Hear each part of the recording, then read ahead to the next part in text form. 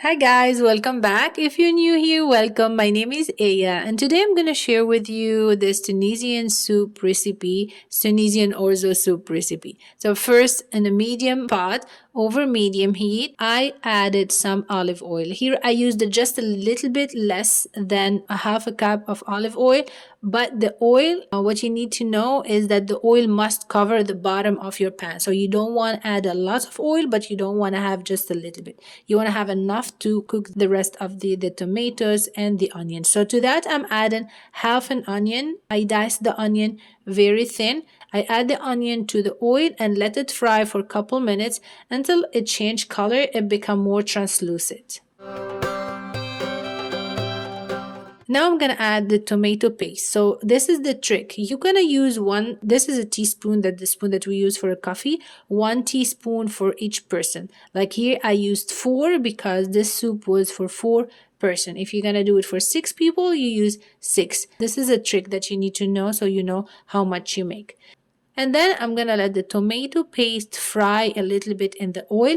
If you feel that the tomato paste is very thick, just add a little bit of water, not too much, just enough to make it easy to fry, and just let it fry for a couple minutes and keep an eye on it. Please do not let it burn. In the meanwhile, here I'm preparing some meat. I'm using lamb, and I just want to show you that I keep some bones because the bones in the soup gonna make it more flavorful. So if you have some bones, just keep it. Do not use just lean meat. Use some meat with bones. Now I realized that the tomato fry enough. I'm gonna add some harissa. So this is a homemade harissa. I didn't do it. I just get it from somebody, but sometimes I buy mine from Amazon, and I will link mine in the description box. To that, I added my spices. I also linked all the ingredients in the description box, but I added turmeric, I added paprika, and I added salt and pepper. Then give it a good whisk and added the meat. You want to let the meat fry a little bit in that oil before you add the water. Make sure you fry from each side.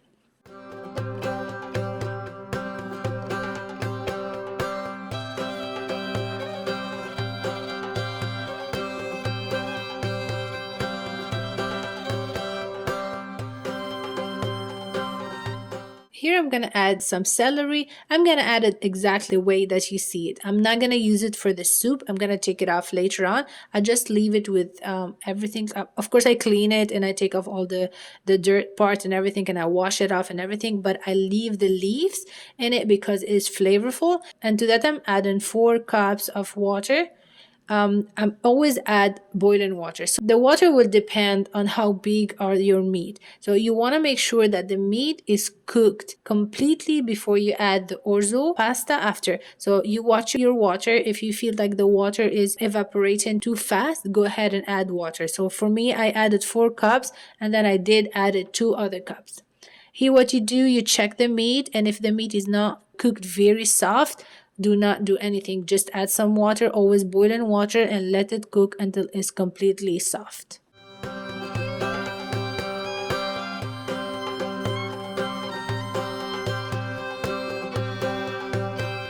And now I'm adding a whole pepper. The pepper is very important in the soup because it gives a lots of flavors. Do not skip that pepper. So you can use a spicy pepper if you like to eat spicy, or you can use a mild pepper if you don't like to eat spicy, but do not skip that pepper. Now that everything is cooked, I'm gonna take the celery out of the pot. If you're a person who likes celery like me, you can enjoy it that way. That's what I do. I keep it on a side and I just eat it as it is. But if you don't want it, you can go ahead and toss it. And now I'm gonna add my orzo pasta. So before I add this pasta, I want to show you something. As you can see, the one on the right, it's smaller than the one on the left, and the one on the right is the one that we usually use in Tunisia. The one that you see on the left is the orzo, regular orzo pasta. It's smaller, it's different, and even the color is different.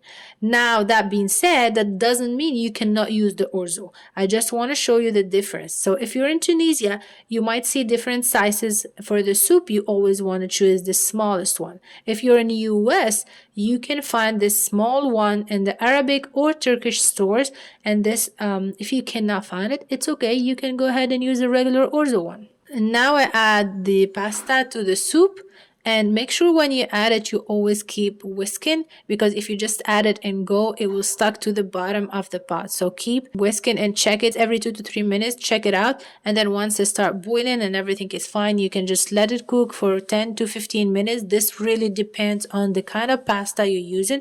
If you're using the small one, it might take 10 to 15 minutes. If you're using the Orzo one, it might take a little bit longer. And always make sure that it doesn't stick to the bottom. And here we go, the soup is ready. Enjoy. You can add some parsley, you can add some lemon to it. It's really good. It's very popular during Ramadan. I hope you liked today's video. If you like it, don't forget to give it a thumbs up and subscribe to the channel, and see you in the next video.